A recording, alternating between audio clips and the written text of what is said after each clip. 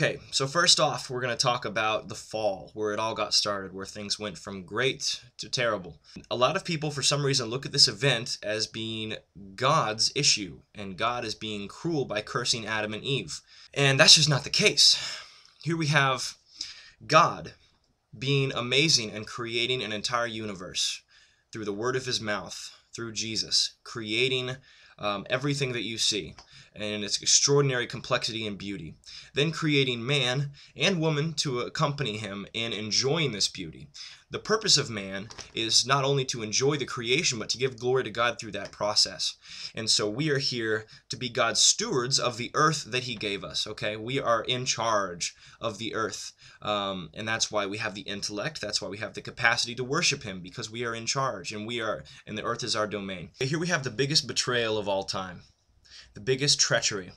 God has done nothing up to this point to make himself seem untrustworthy, insufficient.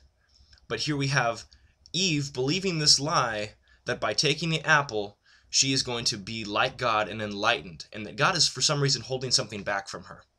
And so not only does she eat the apple, but Adam eats the apple as well.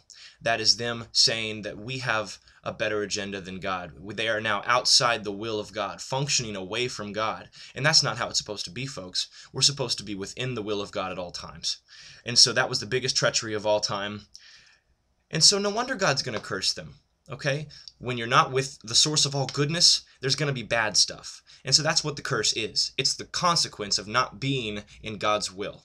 And so things like painful childbirth, marital difficulties, all kinds of sickness and pain and death enter the picture at this point, because once you rebel against God, I mean, there's no turning back. You have made a statement, and a precedent has been set.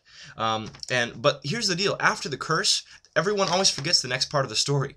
What is the first thing that God does after cursing Adam and Eve, after showing them the consequences of their sin?